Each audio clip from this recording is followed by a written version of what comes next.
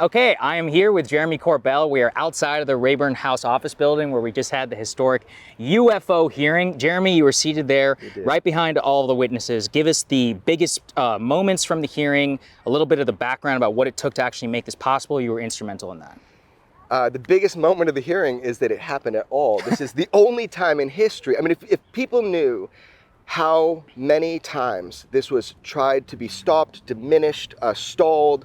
You heard they weren't even allowed to have a skiff because there was a guy there who could have put them in a skiff and told them all the things he couldn't say in front of the public. Why don't we get into that a little bit? So for a skiff, it's called a special... But I'm not done. This is historic. Keep going. This is historic because it's never happened before. First-hand, direct eyewitness testimony with somebody who is the first whistleblower who officially went through the ICIG process. That was David Grush. You've got Commander Fravor, you got Lieutenant Underwood, and you got Grush.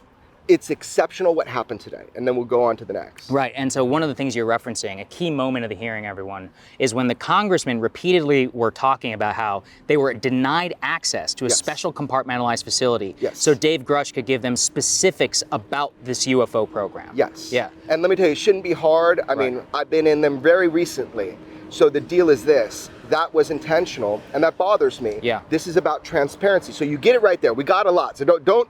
There were atom bombs that were dropped. Absolutely. We're going to get into it. Don't worry. But even with that said, from the get-go, from the top down, there has been an attempt, and just very logistically, to stop this from happening. And we achieved it. So I'm elated because I care about this truth. If it is true, I think the American public have a need to know. So that was one of the extraordinary moments for me. Dave Grush, Commander Fravor, Ryan Grave, all of these people are testifying under oath.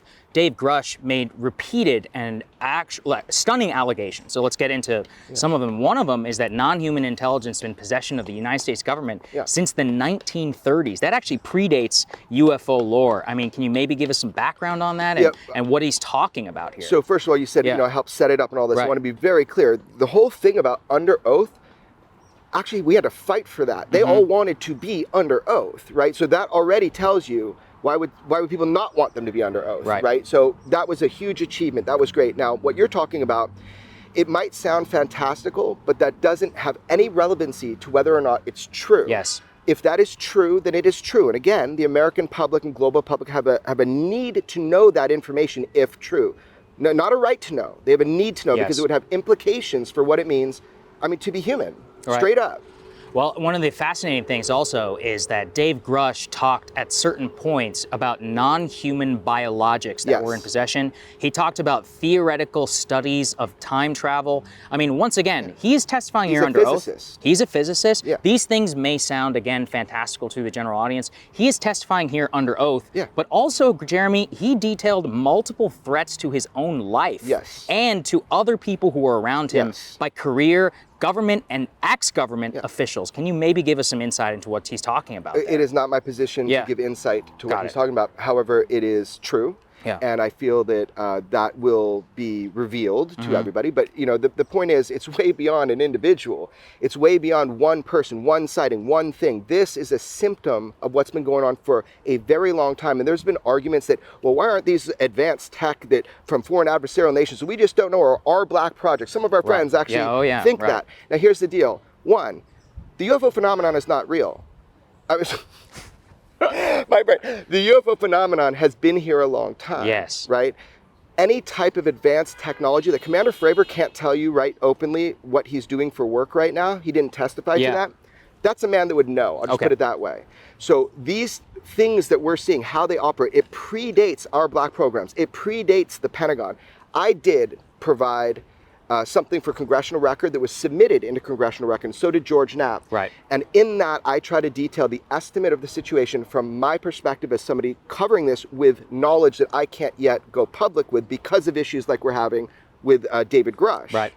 So this is so important for people to understand. He he said on multiple occasions his life was threatened. There was retaliation. Yes. Another very interesting thing that Leslie Kean has talked about, I know you've looked into as well, is about the way that these black programs are funded. Yes. Dave Grush intimated that it effectively involves defense contractors Yes. charging the U.S. government extra and then using that money to fund outside black programs, including possible crash retrieval, maintenance, study, in which some cases he even said one person was injured while that occurred. Yeah.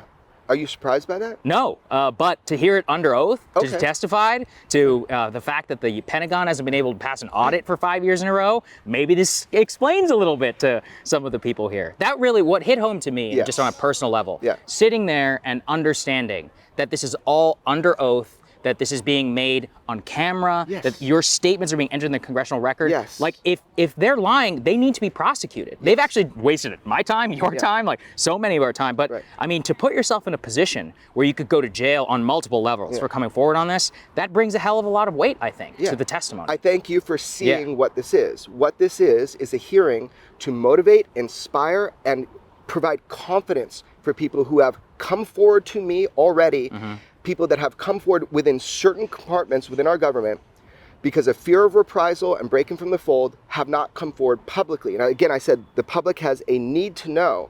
So this hearing is the greatest thing that it is it is a symbol to give confidence. How David Grush is treated from here on out with his whistleblower complaint, how Commander Fravor, how Lieutenant Graves, how they are treated right now by the public is what's going to gauge what the public will be able to learn in the future. These people are American heroes, and to me, I mean, I've been a champion to get them here. That's the thing. Like, I think Commander Favor's real pissed at me from time to time. He always blames me, talking about being a pest, getting him to do things. These guys don't want to be jumping in front of cameras. That was very clear, just so everyone knows from behind the scenes. He did not want to be in the spotlight. Look, he's got a job. He's going back to work and jumping, to work the next day. Right. They all came on their own dime. They all came here because of a sense of duty. And maybe because I can be a pest, but they came because they have a sense of duty, and that was really empowering. So what we're seeing here, Saagar, you're going to break down for everybody that listens to you. You understand the mechanics of it more than most journalists I know that cover it, and you've covered politics. So now you've got politics and UFOs, so you are in a quagmire. This is the intersection. Okay, so final question. Okay. What's next, man? You're the guy to know. Many people, congressmen included, they intimated, they're like, hey, there's more people coming. This is just the first of many. I saw it really as the start of something, not the end of something. You are also in a position to know a little bit about that. You don't have to give away details, but what are we going to learn more? Don't soon? tempt me. I'm known to have a big mouth. Please. Okay, no. Here's what I can say for sure. What I can say for sure is that there are numerous individuals that have been verified to have worked within programs of reverse engineering of craft, not of only unknown origin, but craft of extreme technological advancement, where the material science, as Commander Fravor kept saying, is something we have not achieved yet on the scope of humanity, and we will not ever get there for the next 100, 200. I think he's being really generous with how little time he thinks we might get there. Those people have already been put into process to be able to feel that they can come forward. That is one thing I know is going to happen. I know there's going to be more hearings, 100%. This is like cracking the egg. That's what we did today. We cracked the egg, and now everybody has to acknowledge that it's cracked. As long as we keep fighting for transparency for the right reason, not using national security as a way to subvert what the American public has a need to know, but respecting national security, but not using it to subvert, then we're going to make progress, and we're going to all learn that maybe the fabric of what we understand might change, and I think that's evolution. Absolutely. All right, Jeremy, thank you for your time. Let's scramble. Let's make an omelet. Okay. Now. All right, you crack the egg.